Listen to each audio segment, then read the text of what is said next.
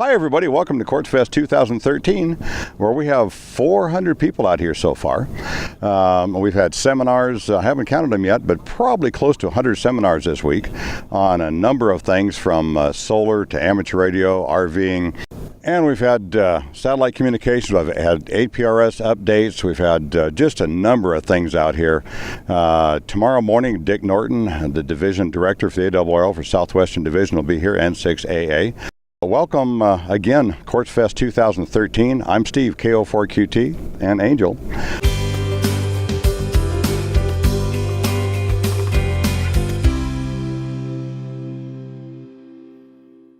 Calling CQ, CQ, CQ, calling CQ. This is Special Event Station Whiskey 7 Quebec in Quartzite, Arizona, land of the cacti, or is it cactus? Calling CQ, CQ, CQ. All right, Neil, good to see you, W6FOG. We're tuned in to which satellite today? Satellite SO50, which is a Saudi Arabian satellite. Wow, and we're able to hear it with just this little setup? Yes, which is the Arrow, which is designed for satellite work. And we're FM? Correct. And how long will the pass last? This one lasts for 15 minutes. Oh, wow. So we can just take our time, huh? Well, hopefully. Real good, Ron, N8RO, W0DHB. Real good, just watching the sundown and working the birds.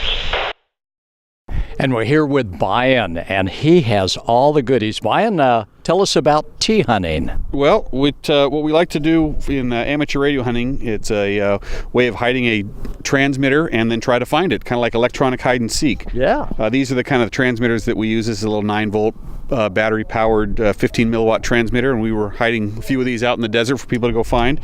And this is a really simple tape measure 3-element Yagi you can use to connect to your radio, and it's directional, so you can just point it around. When you're pointing the right way, you can tell where the strongest signal is and hopefully take you to the tee. And what's the range of your small little transmitters, Bayan? This one is 15 milliwatts, which is about ideal for a walking hunt. It'll work about maybe 2 miles away, which is good. So you can hide 3 or 4 of them all on different frequencies, and then people can go have multiple transmitters to go find. Wow, that's great. And that beam antenna looks like a good one for in the brush so you don't break any elements off, huh? That's right. It works really well for that you can just swing it around and not worry about breaking anything. You see it collapses down really small when you need to transport it. And yeah, it works excellent. It's a very nice design and very inexpensive. And you can tell it's just some PVC and tape measure elements. Now we talk amateur television, ATV. Let's give Gary a call and see what's happening. Gary, you're on the air. ATV. Hi, Gary. How you doing? Hello, Gordy. WB6NOA. This is W6KVC sending you a picture of my portable station. I'll copy there. You're loud and clear. How about a panorama view of all the view around you? Go ahead. Okay, we'll pan around and let you see some of the Quartzfest. We're lucky enough to have a good camera operator.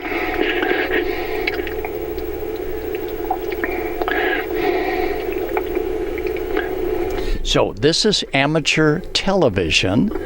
The range can be up to hundreds of miles through relay stations called repeaters, also on the internet as well. Some of the antennas, the coaches, RVs, I think 99% of all the out here has some sort of antenna with either UHF, EHF, HF, digital, and we have 2 interesting ham radio operators over there doing a little dance demo for us. Happens to be Maryland. That's right, ham radio at its best. Jody Leniker, both of them are ham radio operators.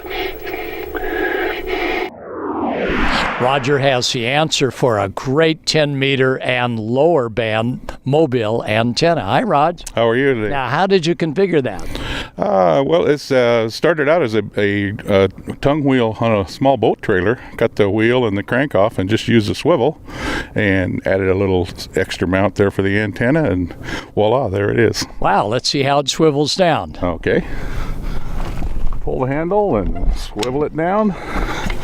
One locks into place, and then just as easily you pull the handle and back up. Easy for in and out of the garage. Every year here at Quartzfest Ward, K7 Papa Oscar, or no, Pacific Ocean, right? Either way. Sets up our special event station, W7Q. How about telling us a little bit about what we have here in the middle of the desert, starting off with the batteries? Well, we are at W7Q. We've got 8 batteries over there, 320 ampere hours. And how do we charge them? Solar power, of course. And how much panels do we have for charging? 300 watts of solar right now. Ooh. Yeah. All right, and then that feeds to what kind of transceivers? Well, we've got an IC9100 ICOM on the table in front of us. And we've had the ICOM 7200. 7200. And a host of other radios. And let's talk about the antenna system. Well, we've got several antennas here. We've got a hex beam up for 6 through 20 meters. And out behind us here, we've got a modified screwdriver antenna we use on 30, 40, and 80 meters. And this is one of Ward's specials. And finally, who do we have in the log? We've got some pretty good contacts for the middle of the desert, right? Bands have been pretty good. 10 meters has really been open. Europeans, South America, all over the country. So it shows that as a brand new operator, you don't need a big horsepower to get things going. All you need is a little bit of horsepower with your solar panels. Thanks, Ward, for setting up the station. All right, thanks, Gordon. Ham radio operators offer their free service of volunteer examinations, and here we see an ARRL VEC exam session taking place in the middle of the desert, thanks to hams. Sean, K7SCG. Neat call letter, Sean. It's a vanity call sign. I got it right after I got my ham radio license, and it goes after my initials.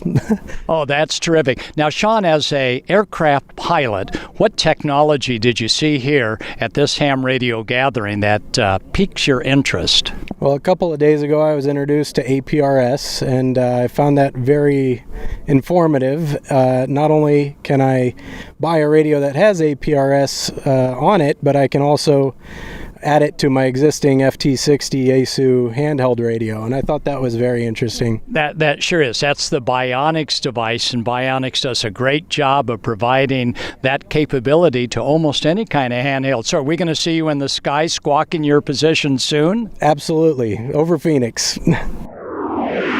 Stick to the ribs, good food. Hey, Rick, how we doing? We're doing fine. I'm Rick Paquette, W7RAP.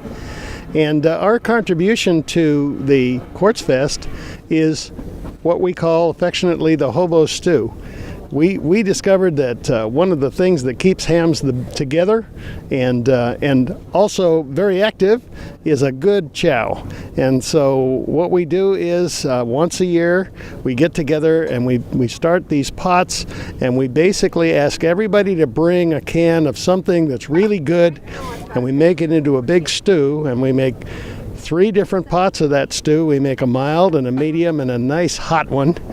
And everybody comes in the afternoon at 4 o'clock, and we all sit down and have a great meal, and it only costs $1 in a can of goods.